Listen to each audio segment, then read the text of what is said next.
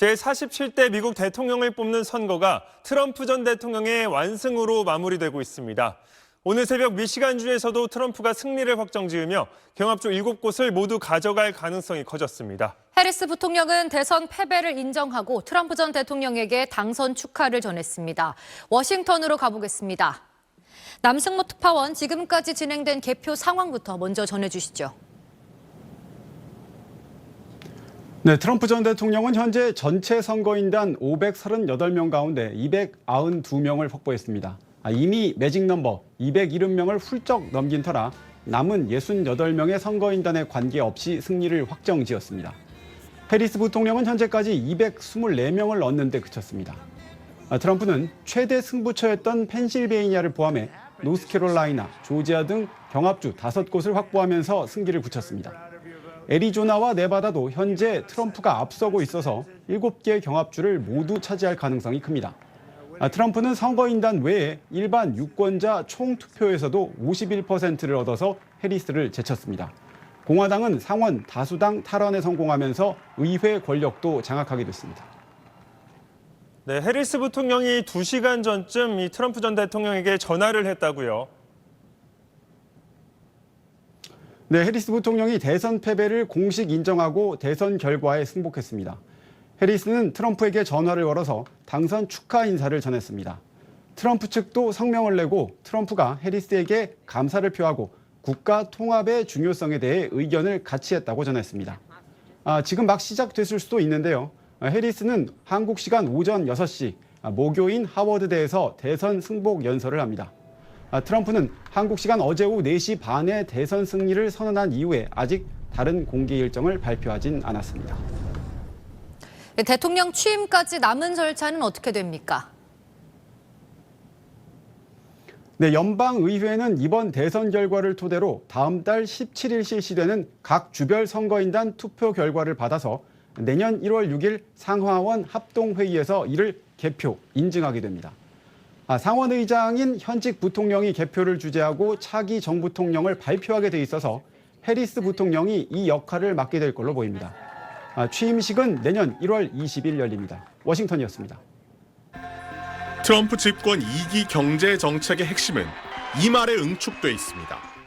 And I say the most beautiful word in the entire dictionary of words is the word tariff. I love tariff.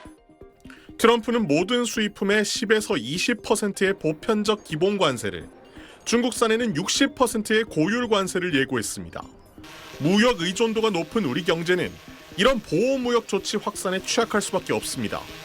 보편적 기본 관세만 적용돼도 우리나라 총 수출액이 연간 30조에서 61조 원가량 감소하고 실질 국내 총 생산도 최대 0.67% 하락할 수 있다는 연구 결과도 있습니다. 개별 기업별로는 더 어려운 상황에 놓일 수 있습니다. 실현 여부를 떠나 트럼프는 반도체 칩과 과학법, 일명 칩스법과 인플레이션 감축법 폐지를 공언하고 있습니다. That chip deal is so bad. We put up billions of dollars for rich companies to come in and borrow the money and build chip companies here, and they're not going to give us the good companies anyway. 미국 내 조 단위의 투자를 집행 중인 국내 반도체, 자동차, 배터리 업체들은 보조금과 세제 혜택 축소를 각오해야 할 상황입니다. 중국을 글로벌 공급망에서 전면 배제하는 트럼프의 디커플링 정책도 중국 의존적인 공급망을 다변화하지 못하는 기업들에겐 커다란 위험 요인으로 작용할 전망입니다. 중국이 이제 맞대응 조치로 수출 통제를 한다든지 아킬레스건이 될 수 있는 부분을 조여버리면은 예상치 못한 불이익을 우리도 입을 수 있다는 거죠. 강력한 보호무역과 자국 우선주의가 현실화하는 과정에서 정부와 산업계의 면밀한 대응이 요구됩니다. SBS 소환욱입니다. 자동차 업계는 비상입니다. 트럼프의 공언대로 10에서 20%의 보편적 기본 관세가 도입되면 전체 수출에서 미국 비중이 절반을 차지하는 국내 자동차 업계로서는 가격 경쟁력 하락과 수출 감소가 우려되기 때문입니다. 전기차 의무화 폐지도 변수입니다. 미국 내 전기차 점유율 2위로 전기차 전용 공장까지 지은 현대차 그룹으로선 하이브리드 차량 비중 확대 등 전략을 새로 짜야 할 상황입니다.